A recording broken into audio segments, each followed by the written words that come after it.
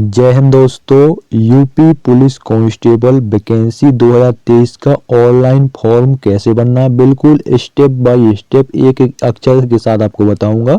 तो चलिए दोस्तों वीडियो स्टार्ट करते हैं और अपने मोबाइल से ही आप अपना फॉर्म भर सकते हो। ठीक है, तो सबसे पहले हमको क्या करना है, यूपी पुलिस कांस्टेबल अप्लाई। ठीक है, गूगल क्रोम खोल लेना है और उसमें लिखना है यूपी पुलिस कांस्टेबल अप्लाई। ठीक है, इस पर क्लिक कर देंगे और आप थोड़ा सा नीचे आओगे। ठीक है, एक एक स्टेप। तो ये आपको ये साइड दिख रही है। ठीक है, उत्तर पुलिस आपकी गवर्नमेंट की साइड है, यहाँ पर देख सकते हो। तो इस पर हम क्लिक कर देंगे।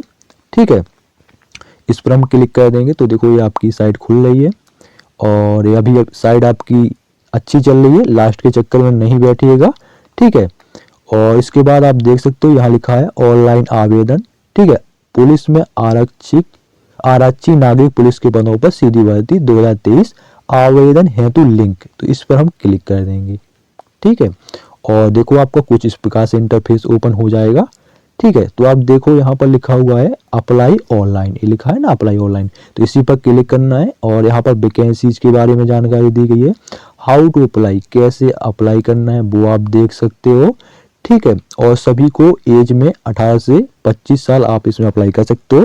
पहले क्या था कि 18 से 22 साल नोटिफिकेशन में निकाला था, लेकिन अब 18 से 25 साल के कैंडिडेट जर्नल के ठीक है अप्लाई कर सकते हैं और सभी को 5-5 साल की छूट है। SC ST OBC को 5-5 साल की छूट, बाकी जर्नल वाले 18 से 25 साल मेल के। ठीक है, तो अप्लाई करते हैं। तो हम अप्लाई ऑनलाइन पर क्लिक करेंगे। कुछ इस प्रकार से आपका इंटरफेस ओपन हो जाएगा। ये आप देख सकते हो, ये आपका दिनांक दिया गया है 23 दिसंबर 2023 को नोटिफिकेशन जारी हुआ था।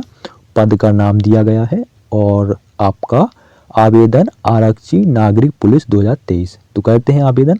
और देखिए सबसे पहले आपको क्या भरना है, थोड़ा इसको जूम कर लेते हैं। सबसे पहले भरना है आप आवेदक का नाम। तो आपका नाम क्या है, यहाँ पर आप नाम डाल दीजिएगा। ठीक है, तो आपको यहाँ पर पहला नाम डालना है। जैसे मान चलो आपका नाम है भूपेंद्र नामदेव, तो सबसे पहले यहाँ डाल दीजिएगा आप भूपेंद्र। ठीक है, उसके बाद अंतिम नाम, किसी का क्या होता है भूपेंद्र अकेला होता है, किसी का भूपेंद्र नामदेव भी होता है। तो हम यहाँ पर क्या डालेंगे, नामदेव है तो मैं यहाँ पर नामदेव डाल दूंगा। ठीक है, नामदेव हो जाएगा, सभी बड़े अक्षरों में डालिएगा। और फिर आपका आवेदक का पूरा नाम, तो मैं यहाँ पर भूपेंद्र नामदेव यहाँ पर पूरा नाम डाल दूंगा। ठीक है, उसके बाद फिर आपको देख रहे हो कि आपका यहाँ पर जन्म तिथि का ऑप्शन दे रखा है। ठीक है, तो जन्म तिथि हम डालेंगे यहाँ से। तो जो आपकी डेट ऑफ बर्थ है वो आप यहाँ से डेट ऑफ बर्थ चुन लेंगे। ठीक है, तो जो भी आपकी डेट ऑफ बर्थ हो वो आप चुन सकते हो और ये दिसंबर जो भी हो आपकी यहाँ से चुन लीजिएगा। ठीक है, उसके बाद आपका आगे बढ़िए। तो आगे में आप देख सकते हो यहाँ पर पिता का नाम डालना है। तो यहाँ पर आप पिता का नाम डाल सकते हो, पूरा नाम डाल देना। ठीक है, एग्जाम्पल के तौर में आपको बताता जाता हूँ, जैसे कि राहुल कुमार, कुछ भी हो आपका पिता का नाम, फुल नाम आपका यहाँ पर डाल देना जो आपकी हाई स्कूल की मार्कशीट में डला हो। ठीक है, अगला देखिए, फिर आगे बढ़ते हैं। आगे फिर है आपका माता का नाम। तो माता का नाम क्या है, वो माता का नाम आपका फुल यहाँ पर डाल देना। ठीक है, जो भी आपका माता का नाम हो। ठीक है, तो माता का नाम डाल देना। उसके बाद फिर आपको यहाँ अपना लिंग यानी जेंडर सेलेक्ट करना है कि आप मेल हो या फीमेल। अगर आप लड़का हो तो मेल पर क्लिक करिएगा, अगर आप लड़की हो तो फीमेल पर क्लिक करिएगा। ठीक है, तो अपन तो लड़का है तो लड़के पर क्लिक कर देंगे। उसके बाद आपको यहाँ पर मोबाइल नंबर डाल देना है। ठीक है, अपना जो मोबाइल नंबर हो जिसमें आपका OTP आ जाए वो आपको मोबाइल नंबर डालना है। उसके बाद दोबारा से यहाँ पर मोबाइल नंबर डाल देना है। उसके बाद फिर देखिएगा आपको यहाँ पर आधार नंबर डालना है। जो आपका आधार कार्ड होता है उसमें आपका आधार नंबर दिया जाता है, सभी को पता है, वो यहाँ पर डाल देना। उसके बाद फिर आपको यहाँ पर ईमेल आईडी डालना है। वो ईमेल आईडी डालिएगा जो कि आपकी चल रही हो। ठीक है, क्योंकि उस पर OTP जाएगा, रजिस्ट्रेशन संख्या जाएगी तो OTP वो लगेगा। तो यहाँ पर ईमेल आईडी डालना है, बिल्कुल सही डालना है। ठीक है, मैं आपको बता देता हूँ कैसे डालना है। ठीक है, नहीं तो डाल सकते हैं, छोटे अक्षरों में डालना है। उसके बाद ठीक है, क्योंकि मैं डालूंगा तो फिर मेरा देखो मैं यहाँ पर बता देता हूँ एग्जाम्पल के तौर पर रागनी। ठीक है, और आपका @ होता है, कुछ भी हो आपका 2-3। ठीक है, 1 मिनट, ऐसा नहीं होता, आग्नि 3-4 और आपका @ ठीक है gmail.com। ठीक, ईमेल आईडी नहीं, मैं तो केवल लड़का हूँ लेकिन आपको समझाने के लिए डाल रहा हूँ। तो जो आपकी ईमेल आईडी हो वो आपको यहाँ पर डाल देनी है। तो मेरी तो ये ईमेल आईडी नहीं, लेकिन आपको केवल समझाने के लिए, जो आप आईडी आपने पहले डाली हो वही आईडी आपको यहाँ पर दोबारा से डाल देनी है। ठीक है, मतलब पुष्टि कर देनी है। उसके बाद फिर क्या है कि फिर आपको यहाँ पर राष्ट्रीयता, यानी आपको कहाँ के निवासी हो, तो भैया सभी लोग भारत के निवासी है, इंडियन है, तो इंडियन पे सिलेक्ट करेंगे और आगे बढ़ेंगे। फिर आप देखो यहाँ पे लिखा है अन्य सूचना। तो अन्य सूचना में आप देखो पूछ रहा है क्या आप उत्तर प्रदेश के मूल निवासी हैं, तो हम इस पर क्लिक करेंगे। ठीक है, अगर आप उत्तर प्रदेश के निवासी नहीं हो, अदर स्टेट के हो, तो नो पर क्लिक कर देना। ठीक है, और यहाँ से अपना राज्य सिलेक्ट कर लेना, जिस राज्य के हो, बिहार राज्य के, राजस्थान राज्य के। ठीक है, उसके बाद आप यहाँ से कैटेगरी सिलेक्ट कर लेना कि आप जनरल में ही आओगे। बेसिकली आप अदर स्टेट के हो तो जनरल में आओगे, लेकिन आवेदन कर सकते हो, चाहे महिला हो चाहे पुरुष हो। ठीक है, तो हम तो भाई उत्तर प्रदेश के हैं, तो उत्तर प्रदेश वाले यहाँ पर यस कर देंगे, क्योंकि उनको छूट मिलेगी कैटेगरी वाइज का। ठीक है, फिर देखो दूसरे ऑप्शन पे यानी 14 नंबर पे कह रहा है क्या आप SC ST OBC EWS, ठीक है, फिर कह रहा है HG श्रेणी के अंतर्गत आरक्षण और आयु में छूट लाभ प्राप्त करना चाहते हैं। ठीक है, तो आपको आरक्षण में छूट मिलेगी, ठीक है, और आपको एज में छूट मिलेगी, तो यहाँ पर यस कर दीजिएगा। उसके बाद फिर आपका देखो कुछ आपका इस प्रकार से इंटरफेस ओपन हो जाएगा, थोड़ा ये नीचे को आ गया था। ठीक है, फिर कह रहा है मूल निवास, इसका मूल निवास प्रमाण पत्र किसने आपका जारी किया है उसको यहाँ से चुन लीजिएगा। ठीक है, कि आपका सब डिविजनल मजिस्ट्रेट ने जारी किया, कि डिस्ट्रिक्ट मजिस्ट्रेट ने जारी किया, कि एडिशनल डिस्ट्रिक्ट मजिस्ट्रेट ने, कि तहसीलदार ने जारी किया है। तो भैया जिसने जारी किया हो तो उसका नाम यहाँ पर क्लिक कर दीजिएगा। उसके बाद फिर देखो कह रहा है मूल निवास जो आपका प्रमाण पत्र है उस कब जारी किया गया था, तो जब जारी किया गया तो उस वहाँ कोने पर आपका डेट लिखा होगा मूल निवास पर, तो वहाँ पर आप जारी करने का डेट लिख दीजिएगा यहाँ पर। ठीक है, उसके बाद फिर आपको मूल निवास का आपका सर्टिफिकेट नंबर यानी डोमिसाइल सर्टिफिकेट नंबर लिख देना है। ठीक है, क्रम संख्या। उसके बाद फिर देखो आपका यहाँ से जिला सिलेक्ट कर लेना है, जिस जिले को हो आप। ठीक है, हम तो झांसी जिले के हैं। ठीक है, उसके बाद सिलेक्ट कर लें। उसके बाद आपको यहाँ से श्रेणी सिलेक्ट करनी है, किस श्रेणी में आते हैं, मतलब किस कैटेगरी में। तो भैया जैसे हम OBC में आते तो OBC सिलेक्ट कर लेंगे। ठीक है, अगर आप SC में आते हो तो ST, EWS में आते हो तो EWS, जिसमें आते हो वो सिलेक्ट कर लीजिएगा। उसके बाद फिर कह रहा है श्रेणी प्रमाण पत्र निर्गत करने वाला उत्तर प्रदेश राज्य का प्राधिकारी, मतलब किसने जारी किया है तो उसको यहाँ से सिलेक्ट कर लेंगे, जिसने भी जारी किया हो। ठीक है, उस प्रमाण पत्र में लिखा होगा नीचे किसने जारी किया है, नहीं तो सील लगी होगी तो पता चल जाता है। ठीक है, उसके बाद फिर कह रहा है जारी करने की तारीख, तो यहाँ पर हम तारीख डाल देंगे। उसके बाद फिर आपका यहाँ पर सर्टिफिकेट नंबर डाल देंगे, फिर आपका यहाँ पर आवेदन संख्या भी डाल देना है। ठीक है, उसके बाद हम आगे बढ़ेंगे। फिर कह रहा है 16 नंबर पर, इसको जूम कर लो थोड़ा, कह रहा है 1 मिनट,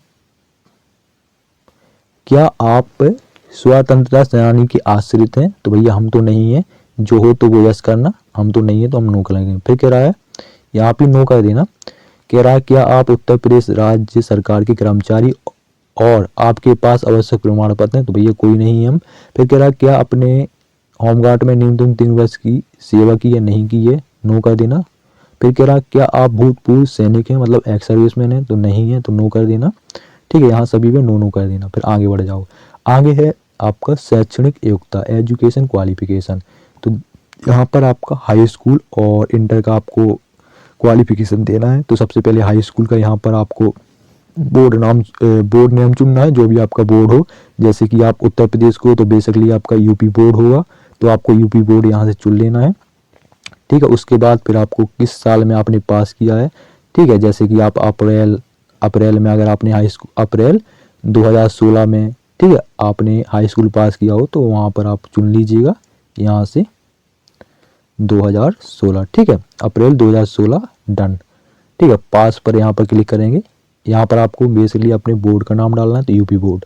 फिर आपको यहाँ पर उत्तीर्ण होने के समय आपका मार्कशीट में कोने में बाईं ओर कोने पर लिखा होगा। ठीक है, पास। फिर इसके बाद आपको यहाँ पर रोल नंबर डाल देना हाई स्कूल का, और फिर आपको यहाँ पर प्रमाण पत्र या जो मार्कशीट का सर्टिफिकेट नंबर होता है वो यहाँ पर डाल देना है। ठीक है, लिखा होता है दाएं साइड पर ऊपर की ओर लिखा है। ठीक है, फिर आपका यहाँ पर इंटरमीडिएट का जानकारी भरना है, तो इसमें आपका सबसे पहले आपको यूपी बोर्ड भर देना है। ठीक है, इसको थोड़ा छोटा कर लो, यहाँ पर यूपी बोर्ड भर देना है। ठीक है। अगर आप अदर स्टेट को हो तो जो अदर स्टेट में जो आपका बोर्ड हो उसका नाम भर देना। उसके बाद किस साल में आपने पास किया तो उस साल का यहाँ पर नाम डाल देना और यहाँ पर पास लिख देना है। पास ही किया तो पास सेलेक्ट कर लेना है और फिर से यहाँ पर रोल नंबर डाल दीजिएगा और यहाँ पर आपका प्रमाण पत्र यानी मार्कशीट का सर्टिफिकेट नंबर डाल दीजिएगा। ठीक है। इसके अलावा कुछ दिक्कत हो और कुछ समझ में ना आए तो पूछ लीजिएगा। फिर देखो आपका यहाँ पर एड्रेस आपको भर देना है। ठीक है। एड्रेस नहीं है, अधिमानी आहता, मतलब आपने कोई एजुकेशन अलग से कुछ किया हो, जैसे कि आपने DOEACE या नील्ड से कंप्यूटर ओ लेवल प्रमाण पत्र प्राप्त किया है। अगर किया हो तो कह देना, हमने तो नहीं किया तो हम दोनों कर देंगे। क्या आपने 2 साल की न्यूनतम अवधि के लिए प्रादेशिक सेना में काम किया है, यानी टीए जो आपकी टेरिटोरियल आर्मी उसमें काम किया, हमने नहीं किया तो नो कर देंगे। फिर आपका क्या आपने राष्ट्रीय कैडेट कोर का बी प्रमाण पत्र प्राप्त किया है, यानी एनसीसी सर्टिफिकेट अगर आपके पास है बी तो आप यस कर देना, नहीं है तो हम नो कर देंगे। हमारे पास तो नहीं है तो नो कर देंगे। ठीक है। अगर आपके पास है यस करके यहाँ पर सर्टिफिकेट का नंबर दिया गया है तो वो आप डाल देना है, कब जारी किया गया है। ठीक है। तो हमारे पास नहीं है तो हम नो करेंगे। आगे बढ़िए। फिर आपका यहाँ पर पता यानी एड्रेस, तो आपको यहाँ से एड्रेस बनना है। तो एड्रेस में आप देखोगे कि आपका जो एड्रेस हो, ठीक है, तो आपका जो एड्रेस हो वो यहाँ से भर देना है। ठीक है। पहले नंबर जो आपका आधार कार्ड में पीछे डला हो ना, वही आपको एक करके कुछ यहाँ भर देना, कुछ यहाँ भर देना। ठीक है। उसके बाद फिर यहाँ से आपका सुबह जो आपका उसमें दिया गया हो, जैसे तहसील वगैरह डाल देना। ठीक है। तहसील वगैरह डाल के फिर आपको यहाँ से जिला सेलेक्ट कर लेना, जो भी आपका ज़िला हो, और यहाँ आपका राज्य क्या है, उत्तर प्रदेश ही है तो उत्तर प्रदेश सेलेक्ट कर लेना। अगर अदर स्टेट को हो तो अपने अदर स्टेट का यहाँ फुल एड्रेस डाल देना। फिर देखो आपका आधार कार्ड के पीछे पिन कोड भी दे रखा होता है, तो यहाँ से पिन कोड चुन लेना, क्योंकि आपका जो कॉल लेटर वगैरह होगा वहीं तो जाएगा आपका कुछ जानकारी। ठीक है। तो आपका यहाँ से सेलेक्ट कर लेना जो भी हो आपका। उसके बाद फिर आपका देख लो, अगर आपका एड्रेस सेम हो तो यहाँ पर सेम एज पर क्लिक कर देना। अगर आपका सेम नहीं है तो दोबारा से जो आपका दूसरा एड्रेस हो वो आप यहाँ पर भर देना। अब आगे देखिए, अब आगे बढ़ जाएंगे तो फिर देखो ये लिखा है preview and submit prelim stage, तो आपने अगर सही भरा है तो इस पे आप सबमिट पर क्लिक कर देना। ठीक है।